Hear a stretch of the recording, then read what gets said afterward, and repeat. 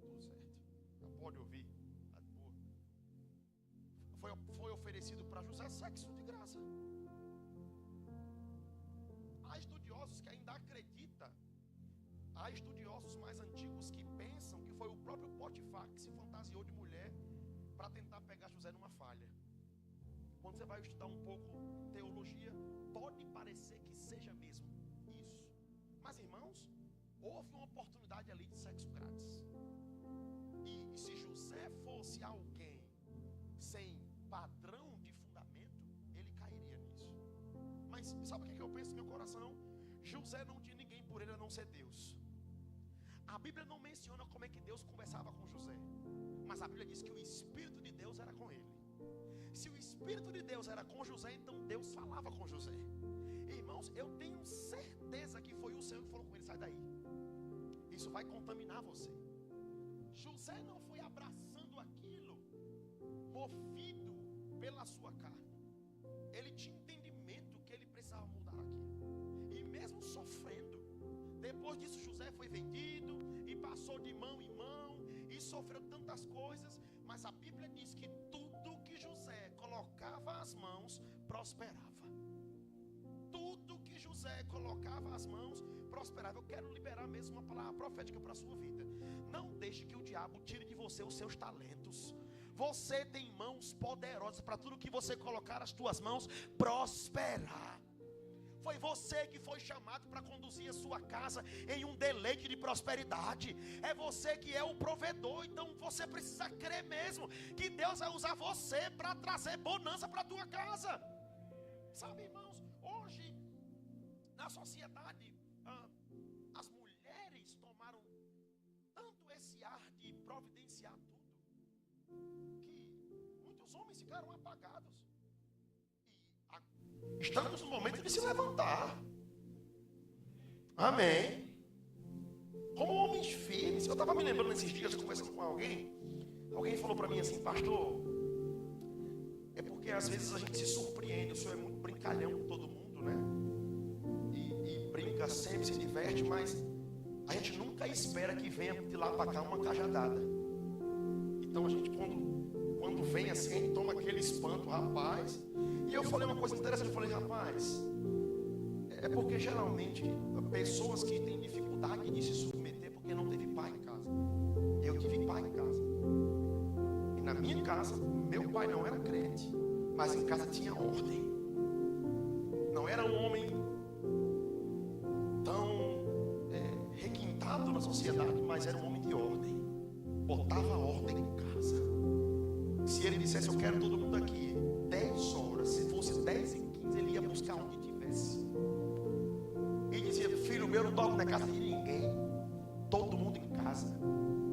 Eu cresci com isso. Eu lembro que ele dizia para mim assim: você precisa aprender a dizer verdades quando alguma coisa lhe incomodar, porque senão você vai ser frouxo. Meu pai nunca teve problema de chegar para mim e dizer verdades. Nunca teve. E sabe, essa geração precisa dessa restauração da ordem. Não de uma ordem bruta, porque muitas pessoas viram contextos diferentes. Ou ele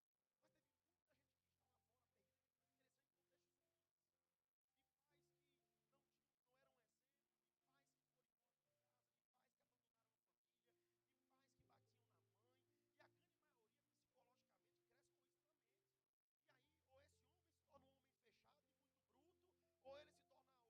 Mas, irmão, você nasceu de novo. E se por acaso alguma coisa dessa tenta lhe perturbar, isso não faz mais parte da sua vida. Você está em Cristo Jesus. Sabe? As coisas que meu pai não conseguiu plantar na minha vida, mas que eu vi resquício de uma geração anterior. Eu sempre,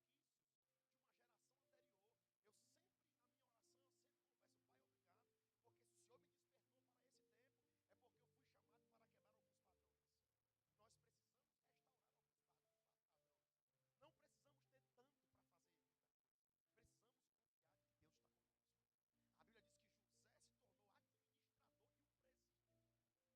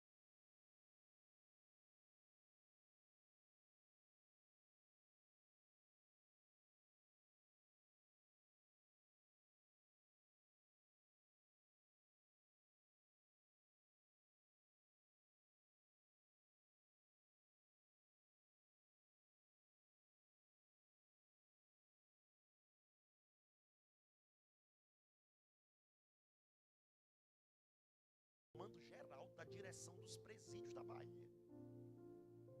Perigosíssimo. Porque para um cara desse instalar uma rebelião e soltar tudo que é preso, daqui vai ali. E só foi exonerado ontem porque teve pressão popular. Porque se não houvesse pressão popular, ele não seria exonerado. Aí, qual é a minha pergunta? Eu lendo isso, Silvano, eu fiquei pensando, meu Deus do céu. Nós precisamos urgentemente parar e pensar a chamada de Deus para nós, de ajuntamentos, reuniões, encontros, conferências, congressos, movimentos, o que seja, é Deus nos chamando. O mundo vai quebrar se os homens não voltarem para o lugar que eu os criei. Antes do homem ser famoso, cantor, empresário, professor, médico, juiz, cirurgião, este homem foi chamado para ser homem, cabeça, viril, autoridade. Amém? E isso precisa ser exercido. A Bíblia diz que Gideão, Deus apareceu para Gideão. Gideão estava malhando trigo no lagar, aparece o anjo do Senhor para falar com Gideão, e o anjo aparece e faz: ei, Gideão, te alegra, Deus é contigo, Deus escolheu você. A primeira coisa que Gideão faz é apresentar a Deus tudo o que estava acontecendo de ruim na geração dele. Senhor, tu és comigo, mas eu não estou vendo o Senhor agir. Os meus pais e os meus avós contam tantas coisas poderosas que o Senhor já fez, e eu não estou vendo. Na minha geração está tudo quebrado, tudo arrebentado, tomaram os nossos reinos, está tudo tão destruído. E o interessante é que o anjo do Senhor olha para ele e faz assim: eu sei, é por isso que eu vim aqui. Eu sei que está acontecendo tudo isso, e é por isso que eu vim para lhe dizer: Deus te chamou. O que eu estou querendo falar com isso aqui? Nós devemos, de hoje em diante, parar de olhar para os absurdos da sociedade e começar a perceber: se eu estou ficando indignado é porque Deus me chamou. Porque todo chamado começa com uma indignação. Amém? Eu tenho uma indignação. A minha indignação começou quando eu percebi que os cristãos não percebiam sobre o mover do Espírito Santo. Isso me incomodava de uma forma que eu chorava, ia pregar nos cultos, e eu percebi que ninguém respondia. Eu dizia: meu Deus, isso em 2013, e o Senhor falou comigo: eu vou te levantar para que você ensine ao meu corpo sobre os dons do Espírito. 11 anos ensinando sobre isso. Se você perceber, um culto aqui pequenininho, uma besteirinha, pega fogo. Isso, e por quê, irmãos? Eu entendi a minha responsabilidade. E quando nós entendermos que a nossa responsabilidade, eu queria falar isso aqui, está queimando o meu espírito. Muitos homens que estão aqui, eu percebo no meu coração, estão cansados do dia a dia do trabalho, porque estão apenas vivendo para ganhar dinheiro. E não está ganhando. Estão apenas vivendo atrás de um salário. Tudo bem que foi isso que te ensinaram, foi isso que imprimiram em você, mas não é essa a sua vocação. Você foi chamado para uma coisa muito maior. Amém? E nessa coisa maior, Deus tem muito mais para a sua vida. Minha oração é que esse juntamento esteja maior daqui aos próximos meses. 100 homens, 200 homens, orando em outras línguas, gerando bons pais, bons maridos, bons administradores do reino de Deus, homens servos fiéis, humildes, amorosos. É isso que o reino de Deus precisa. Irmãos, tudo aconteceu e José não foi roubado da sua própria essência. Amém? A Bíblia diz que lá no presídio ele teve a oportunidade. Rapaz, deixa eu falar uma coisa para você. Vamos fazer aqui um pensamento rápido. Já estou perto de concluir. Imagina se José mora na Bahia em 2025. Tu acha que José daria para tomar conta do presídio? José conseguiria. Mas eu lhe garanto que os presos iam dizer que José era o Satanás. Porque deixava os presos presos. Por quê? José teve na mão dele a chave da liberdade. O dono do presídio fez aqui: a chave é sua. Ele poderia falar assim: hoje à noite o pau vai quebrar. Vou libertar todo mundo. A Bíblia diz que o Espírito de Deus era com ele. E ele era tão excelente no que fazia. Então, eu tenho quase certeza que aqueles presos até comida tinha.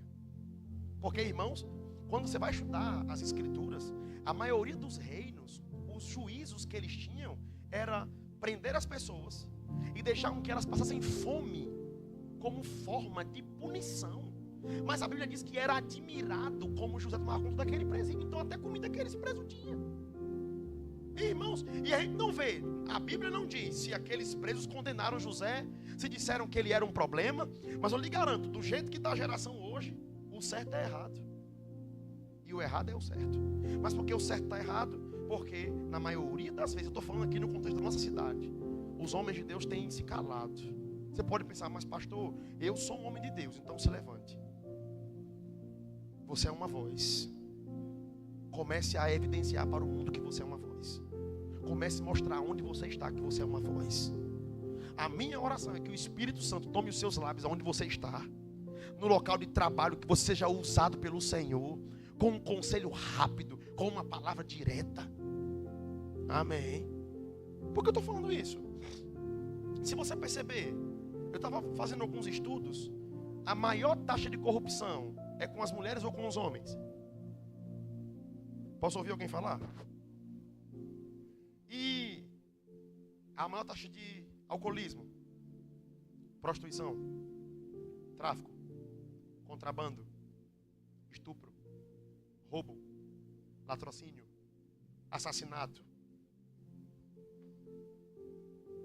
Deixa eu te falar uma coisa, irmãos. O diabo sabe o problema que nós somos para o inferno.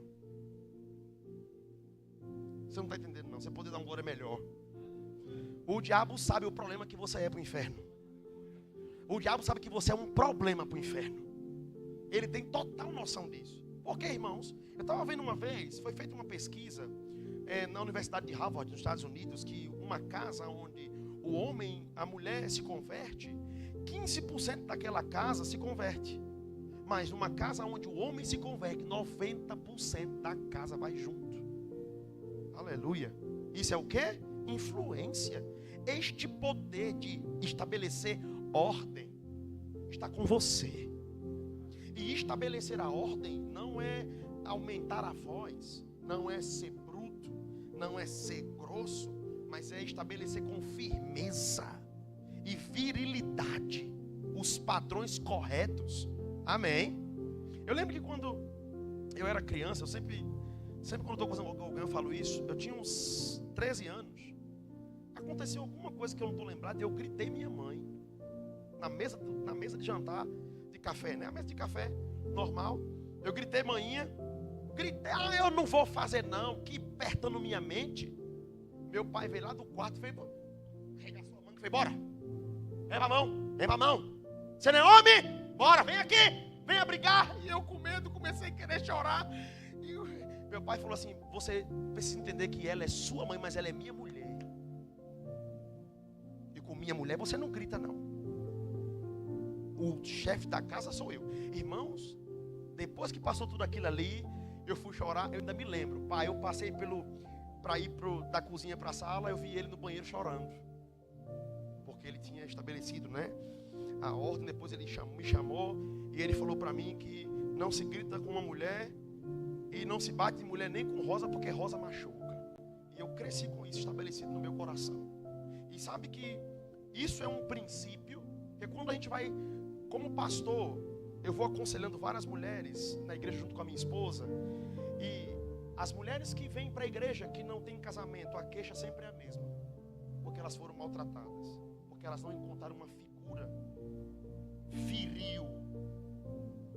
Porque, deixa eu falar uma coisa para você, e eu vou falar até com o Silvano depois, para a gente desenvolver uma série sobre isso aqui na igreja. Homem não foi chamado para ser uma máquina de fazer dinheiro e fazer sexo. A sociedade nos trata dessa forma, mas nós não somos isso. Nós somos homens de Deus, cheios do Espírito Santo, que vamos mudar a história dessa geração. Amém. E é assim que nós devemos nos comportar.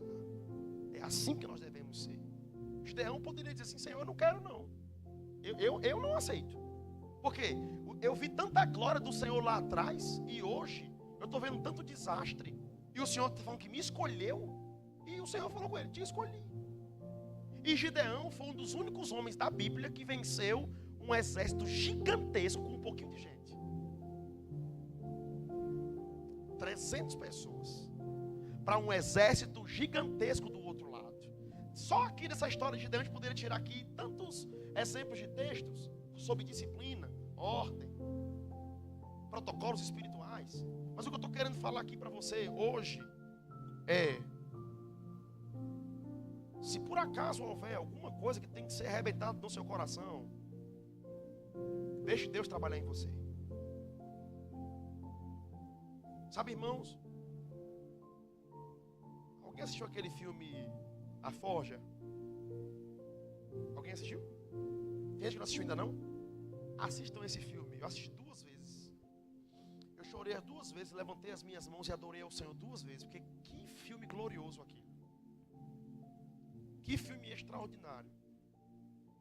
A manifestação do amor de Deus sobre aquele treinamento da recuperação da ordem viril, masculina. Aquele menino era tão rebelde.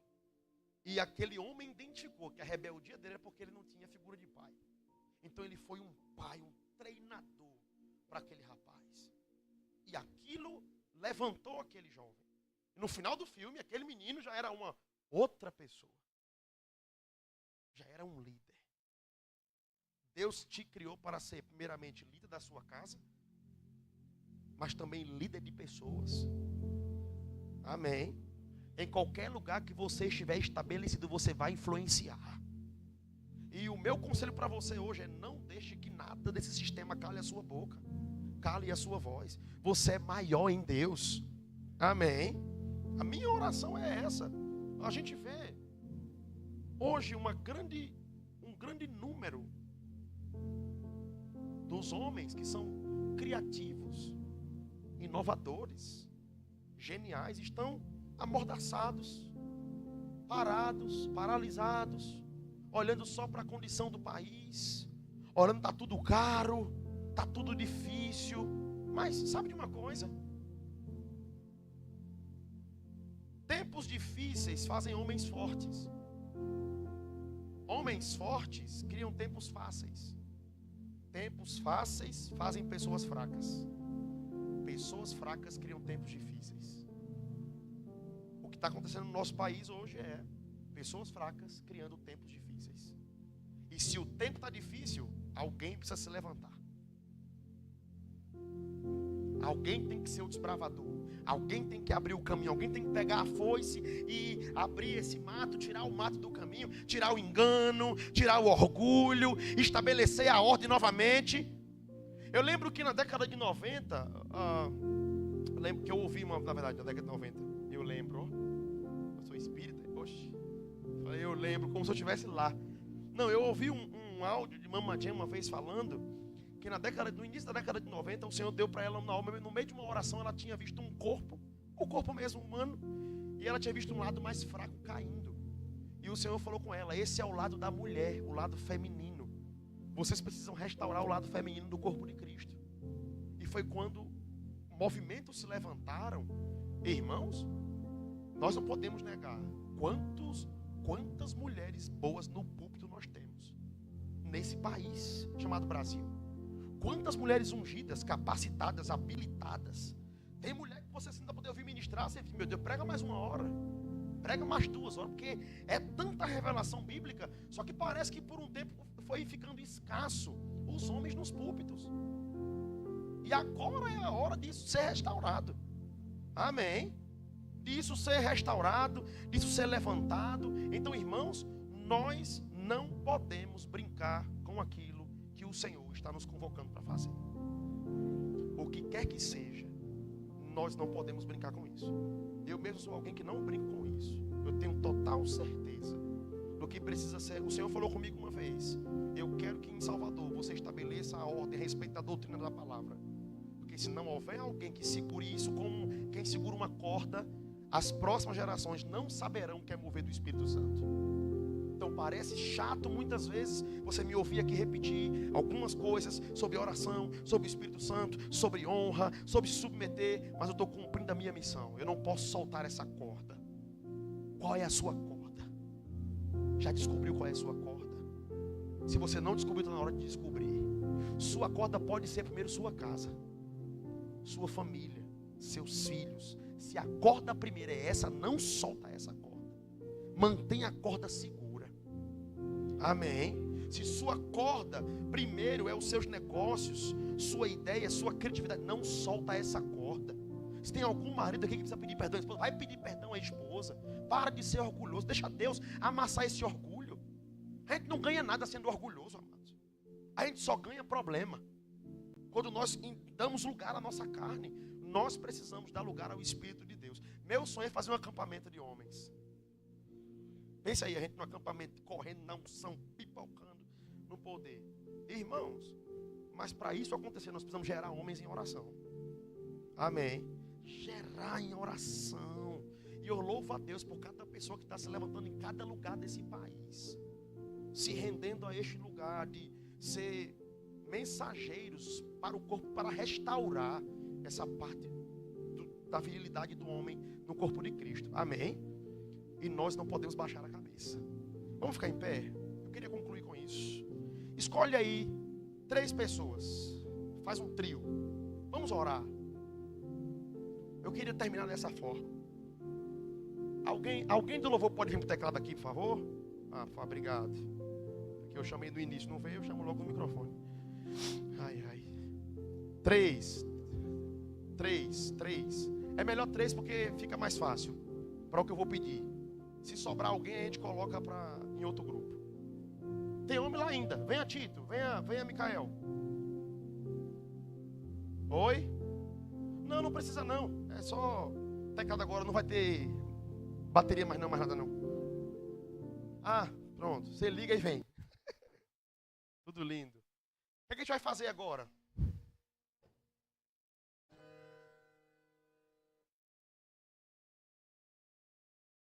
Alô, Telemar?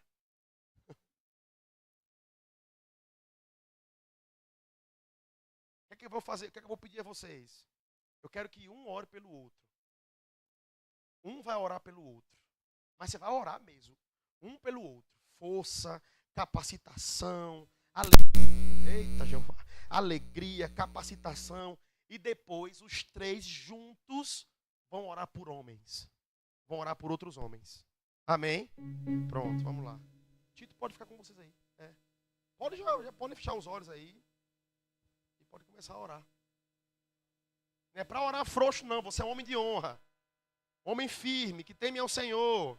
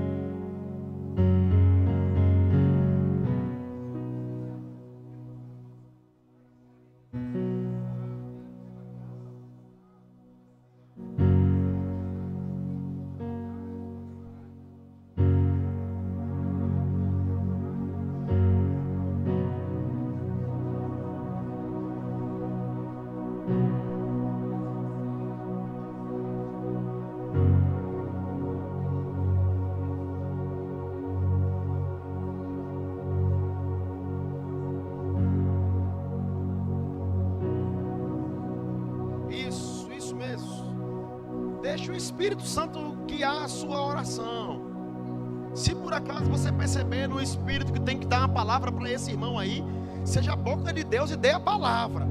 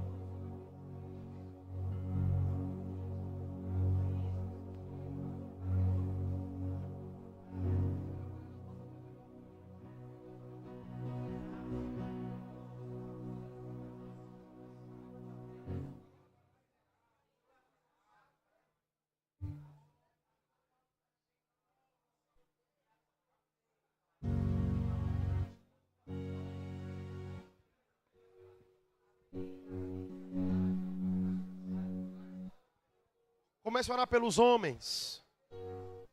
Ore por homens. Chame homens pela fé. Ore pela restauração na vida de homens, de famílias, dos casamentos, da paternidade, dos filhos.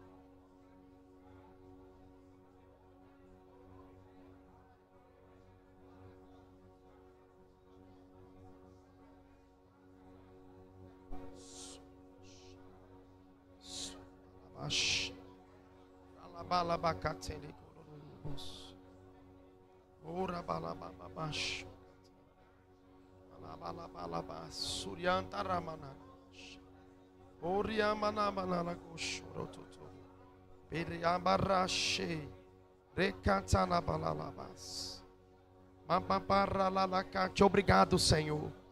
Obrigado, Pai, porque nós oramos por homens de Deus. Oramos pela referência de homens se levantando nessa cidade. Oramos por uma restauração dentro do corpo de Cristo, Pai, de homens. Oramos, Pai, para que em nome de Jesus Cristo Haja mesmo um despertamento, como está havendo, como está acontecendo já em muitos homens. Oramos por esse despertamento acontecendo cada vez mais. E homens de Deus se levantando com potencial gigantesco, Pai, como uma bomba no inferno, Senhor, para desfazer as obras de Satanás. Aleluia. Nós oramos por homens cheios da fé, cheios da influência divina, cheios da influência do Espírito. Obrigado, Senhor. Nós oramos e agradecemos ao Seu nome. Nós te agradecemos. Nós te agradecemos. E nós te louvamos, Senhor. Em nome de Jesus. Amém. Se abracem aí, agradeçam um ao outro. Somos parceiros no corpo de Cristo. Irmãos unidos para o corpo. Agradeçam aí. Em nome de Jesus. Em nome de Jesus. Amém. Deus abençoe vocês. Muito obrigado. Ai, glória a Deus. Silvano.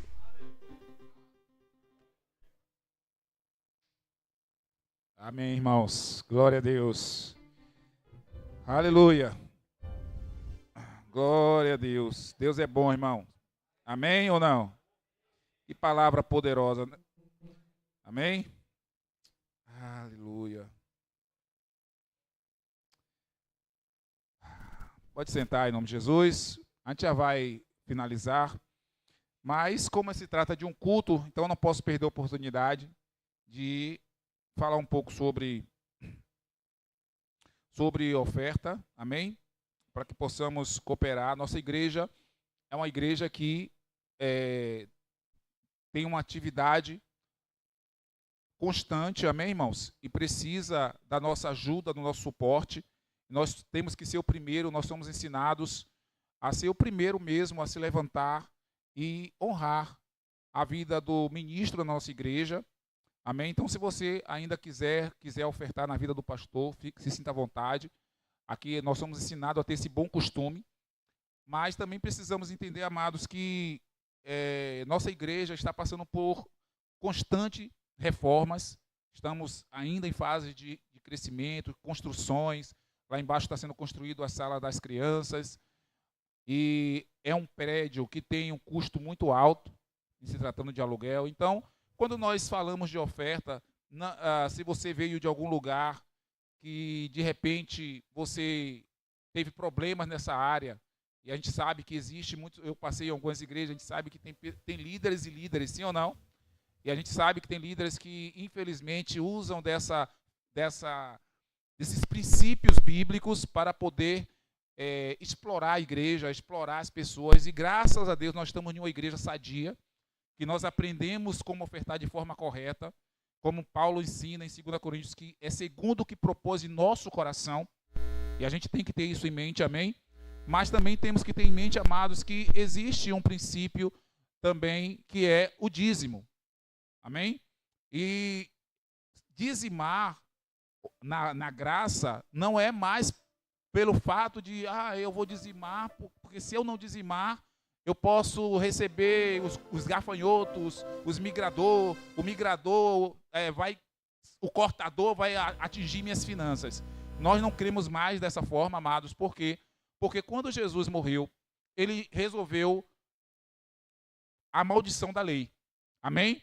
A morte de Cristo foi para resolver esse problema. Todo mundo sabe que antes de Jesus, o povo de Deus era estabelecido que eles oferecessem anualmente o sacrifício pelos pecados. Qual era o objetivo? O perdão. Amém?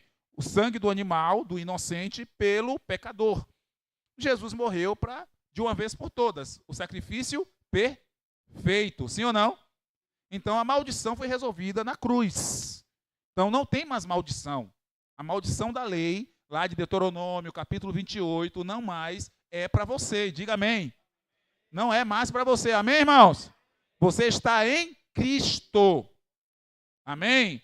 Então, o dízimo, nós devolvemos o nosso dízimo porque nós cremos. Só por isso, que é um princípio. Amém? Então, mas se eu não quiser dar, eu vou ser amaldiçoado de forma nenhuma. Você só vai estar quebrando o princípio e aí é com você e Deus. Mas eu vou ser amaldiçoado também não. Amém, irmãos? Então, tendo isso em mente, eu queria que vocês preparassem o seu dízimo, se você trouxe nessa noite, e também você prepare aquilo que Deus colocar no seu coração, também uma oferta. Amém? Eu queria ler um versículo aqui sobre Caim e Abel, rapidinho. Abel, deixa eu ver aqui. Aconteceu que, ao fim de um certo tempo, Caim trouxe do fruto da terra uma oferta ao Senhor. E você vê que ninguém mandou eles fazerem isso. Primeira coisa que vocês têm que aprender aqui, que aqui ainda não era lei. Aqui foi antes da lei, de estabelecimento da lei. E foi algo voluntário. Não foi Deus que chegou, você tem que trazer uma oferta para mim, você tem que trazer... Não, ele não teve um pastor falando isso para eles. Voluntariamente, eles decidiram ofertar. Só que um ofertou de uma forma, outro ofertou de outro. Amém? E aí diz aqui, Abel, por sua vez, trouxe das primícias do seu rebanho e da gordura deste. O Senhor se agradou de Abel e da oferta. Primeiro Deus se agradou de quem? Da oferta, amém? Não, de Abel. Depois da oferta de Abel. Então Deus primeiro ele vai avaliar você. Qual é a sua intenção? Por que eu estou fazendo isso? Por que eu estou ofertando? É para barganhar com Deus? Olha, Deus, eu te dei uma oferta, viu? Então me abençoe aqui. É para isso? Deus vai analisar o seu coração. Amém, amados? Então ofertar, amados, como Paulo nos ensina, tem que ser algo voluntário. Tem que ser algo alegre. Tem que, sabe, ofertar mesmo de coração. Eu quero fazer parte desse ministério. Eu quero que minha oferta seja uma forma de permanecer o templo aberto, para que outros possam chegar aqui. Amém? Para que alguém possa, eu quero sentir o prazer de que alguém está sentando numa cadeira que eu ajudei a ofertar. Amém? Que alguém tenha o som que eu estou ajudando a manter. Amém, amém ou não? Então, essa alegria você tem que ter. Então, tudo que nós fazemos aqui, o principal objetivo é salvar vidas. Esse é o principal objetivo. Então, aqui nessa história de Caim e Abel, você vai ver que ambos foram voluntários, mas um ofertou de uma forma que não agradou a Deus.